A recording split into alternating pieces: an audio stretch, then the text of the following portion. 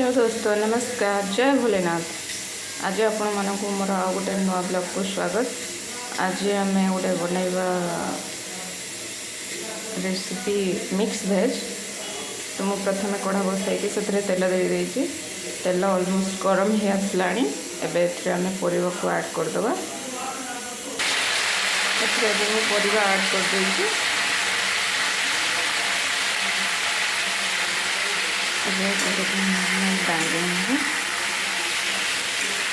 तेल भलसे मिक्स करदे। एथिरे जेकोसी भी परिवा पकातु तेल टिके संतुलित पकेले यार टेस्टा अलग आसे, टेस्ट भी भल लगे। तेणुक आपण एमती भी करेंगे।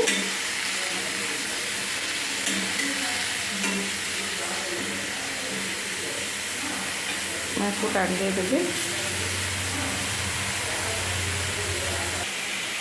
लुण हल्दी ऐड कर देंगे। मैं लुण और हल्दी को ऐड कर देंगे।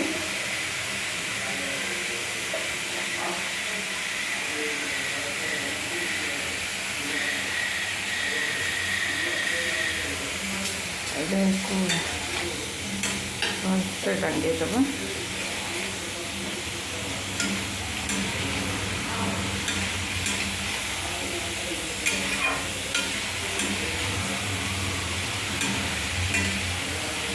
तापर या ढाँकी किसी समय छाड़देव जेपर्यंत ये भलसे सीझी न जाए।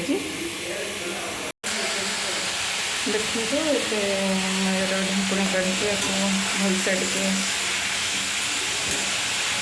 तेल साइड टे उल्टे देती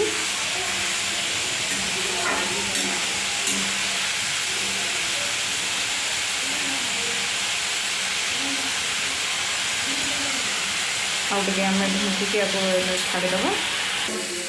देखो यहाँ बॉयल हो आसला, हाफ बॉयल होगला।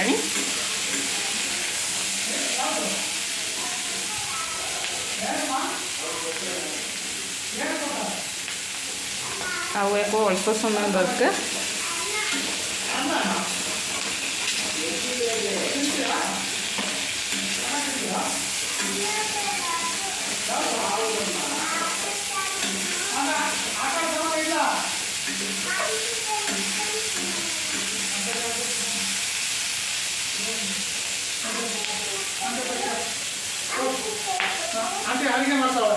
एवं टाइम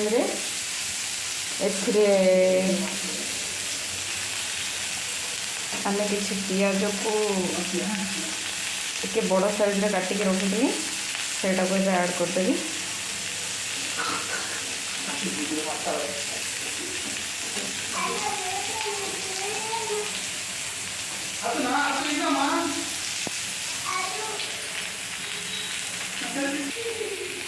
एटा हो गला। यहाँ गोटे पात्र काढ़ी हवा।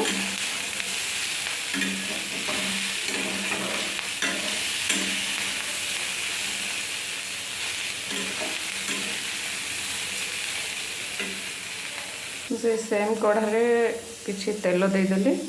एवं जीरा, तेजपत्र, सुखला लंका, डालचीनी को ऐड करदेवी। तापरे ग्राइंडिंग कर रखिथा मसला को भी ऐड करदेवी। हाँ, मुझे आपको आ गोटे कथा कहवाई भूली जाइए। ये मसलाटा को रेडी करमी आप पनीर रे हाफ बॉयल कर मतलब हाफ सेलो फ्राए करके जमी मसलाटा को प्रिपरेशन करती मुझे ही मिक्स भेज करें। आम सुखा मसला किसी ऐड करदे। अल्प किसी हलदी गुंड, लंका गुंड और किसी धनिया पाउडर भी ऐड करदे। एटा को मिक्स करदे।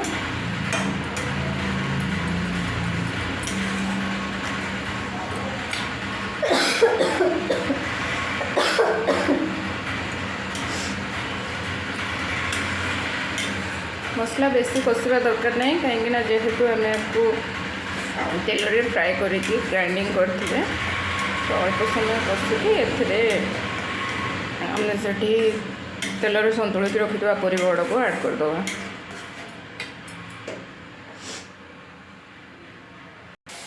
देखो मसलार सब एक्स्ट्रा पानी गुड़ाक सब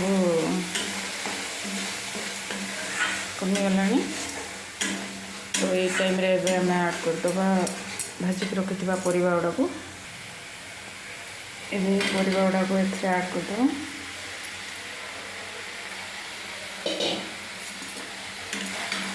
एक भलसे मसला सहित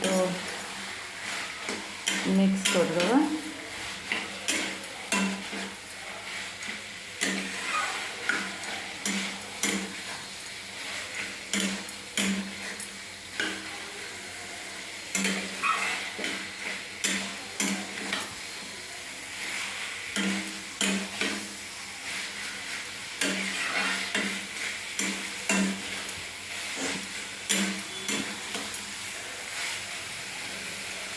आपड़ चाहिए एमती भी या खाईपर मुझे टे पानी ऐड करी।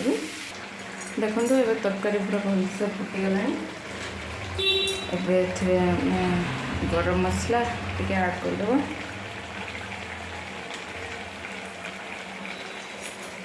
गरम मसला लास्ट रे धनिया पत्र किसी देदेवे। बस हो गला मोर गरमा गरम मिक्स वेज। रही जय भोलेनाथ।